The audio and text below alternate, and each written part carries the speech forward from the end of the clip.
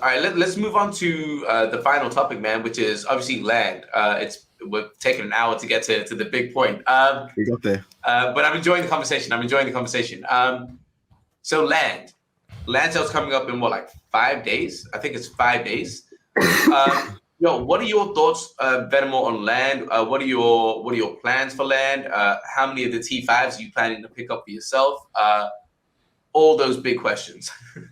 So I'm thinking I'm gonna go halves on one of the tier 5s and then buy the other one just for myself. Right. And then halves with me, right? We splitting the first one? Oh, you can't afford it, bro. No. I'm capping. But definitely thinking to buy a single tier 1 purely because I'm not a mega whale. My standpoint that seems to differ from many other people's standpoints is I do not believe if you're buying land as an investment opportunity, I do not think that you're buying it obviously because you believe in Illuvium and you believe in it long term. I don't believe that more than 25% of your Illuvium portfolio should be in land, because I do see it as a slightly more speculative proposition than right now buying ILV, buying ETH, and staking it in the SLP pool. That's like a guaranteed APY. It just seems like a way more from an investment risk management perspective, depends where your risk's at. It just land doesn't seem like the place where I'm gonna go all in on it. And I also, but that's because my bag isn't like super mega fat. I'm not a whale. And I think a lot of people out there that currently aren't staked in the R protocol and are considering buying land, I actually think they should have a look at staking in Illuvium, because if you want a not guaranteed, but if you want to, benefit from our protocol and believe in Illuvium long term, I think that's the simple way of doing it. And especially for people that can't afford land, because land isn't for everyone. Land, as far as I'm concerned, is a whale's game. Because there is an entry price that is there's going to be like a floor price, and that's a bar that's being set. Of course, I do plan to personally get one because I'd like to have a single land. I love this project, and I definitely want to play on it as well.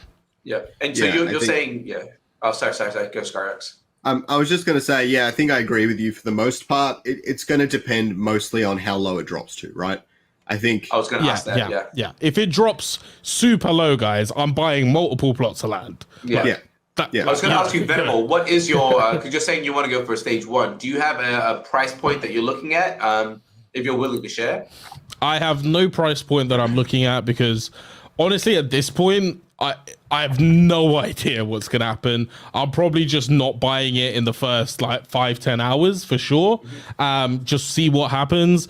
See what sort of the action is saying, and then maybe jump in at some point during those 3 days and snag one. If they fall particularly low and unexpectedly low, maybe I get super foamy and just buy a ton. But I don't foresee that, because guys, if we compare this to any other land out there, it's actually got utility. The utility is being announced from the get-go. Everyone knows what you're buying for once, not just buy this because it's land, metaverse, other buzzwords, it's that's literally what it is. And it's no, we've already built it. We've actually built it. We're not just, this is not a roadmap. This is happening in place. And the game's going to come out this year, the main game, and we're going to be seeing RevDis and earnings through fuel, and that's happening. That's in place. It's very clear what it actually is and what it does. So I think I don't see it dropping below 25% of starting prices. I'm hopeful. But we'll see. I think the elephant in the room is the bear market, right? Of course. I have no idea how that's going to impact anything. This is going to be the first. That's such an unknown. Right? It's such an unknown. I don't know where to begin. Yeah. It's just that simple. I can't give you more information because I just don't know. So I'm hoping it drops really, really low because of it, because revenue is, let's say, crypto blind. People putting money in is not related to cryptocurrency price, which is one of the reasons that I got attracted to this project. So a low land price, I'm going to grab as many as I possibly can. I might sell my car. No, I'm kidding. But But you can see, like, man, like, I'm sure you guys, I know Scoriox definitely has, I don't know Vetemor, but like, you can see things that have a demand, even in a bear market, are being sold for crazy amounts, like the goblins. Like, the demand for those things, like, Vetemor, do you know about the goblins? I actually know very little about them. I looked at their profile, couldn't understand the language it was written in, moved on. So that's all you need to know. That is it. Yeah, like, but even that is an example. Like, it's crazy. If you can get some like actual like hype around something, even in this bear market, I don't think it's going to stop people. And with Illuvium, I think Illuvium does have a lot of hype behind it. And like you said, it's got utility. It's not just buzzwords. So again, all of this is speculation. We don't know if it's going to like go crazy or not. But a part of me feels like it is going to do well, just because like the demand is high. It's been delayed a few times. Like, obviously people want it, right? The anticipation is high. So it'll be interesting to see what happens. So just the last thing we're going to ask is, what plot, if you, I can't say if you have all the funds in the world, because then obviously you say T4, right? T5. Like, if you had to pick, which plot do you think you'd go for? Vet. I mean, I would go for a tier 4, like, obviously, like. No, with the funds you have and kind of like the risk management and that sort of thing, what sort of speculative bet are you placing? Well, I'm buying a single tier 1 personally, because you wouldn't go beyond the tier 1. I don't know. Maybe if the prices fall super low, I'd rather get a tier 2 than a tier 1. That's for sure. If for the price I was willing to pay for a tier 1, I can buy a tier 2, I'll buy a tier 2. You're obviously hinting towards the fact that there's potentially some tiers of land that will be like earning more per price than others. But the other thing that I have an issue with, like the maths behind that, is that's based on the current starting prices of land and doesn't factor in what prices do they actually settle at. So if tier 1s sell at a higher price than tier 2s, obviously not than tier 2s, but like correlating to their, it all depends on the correlation between how much earning potential each plot of land has, how many fuel sites do they have, like plus the multiplier, compared to the floor price of them, essentially. And I think like that's just speculative, and it's worth beforehand lining up the maths so that you can insert numbers once we get numbers from the land sale. So like, tier 1 seem to be selling at this price, which like that divided by the number of like tiers, not tiers, fucking fuel sites on that plot equals this amount. And you do that to every tier, and you can then tell. The biggest issue for someone like me is that because I'm not a whale, it probably turns out that tier 4s potentially end up being the most efficient, just because who's actually got like 20, 30, 40 ETH that they're willing to throw on a plot of land like that, right? Or whatever it falls to. But like it will just be more prohibitive for that reason alone, and for that reason may end up just having the best ROI. Or we see a bunch of whales that only really want to buy a tier 4 because it's just technically the rarest one apart from tier 5s, because there is less of them. So there is added value to tier 4s beyond their earning potential, purely in this is more rare. So that's also a point. And then there's also the interesting point of like, when you buy a plot of land, it's also got like a randomness factor to it. So maybe you get the most rare tier 1 out there, and then or you get the one that's smack bang. Worth, Raji's saying maybe you get the one smack bang in the middle of Kieran's mega city. So that tier 1 could be valuable. Also, I think it's really interesting. I learned something the other day that isn't confirmed for the game, but is their current setup. And apparently, Krypton is the one resource you can't earn passively. Right. Which means that any land with Krypton fuel sites are worth significantly more than every other land. Yeah. Which is really interesting. I don't know. Just there's a lot of variables here, and I like the idea of getting as many as I can, and then maybe selling the ones that don't have the fuel sites I think will benefit me. But I'm really interested in playing the game and all that sort of thing, so I'm obviously doing a lot of extra research into it because I don't know. I'm really interested in the game itself, to be honest. Yeah. What are your thoughts on that's exciting for me? What are your thoughts on the best tier, Scoriox? With the funds I have, I'm going to stack as many T2s as I can. Right.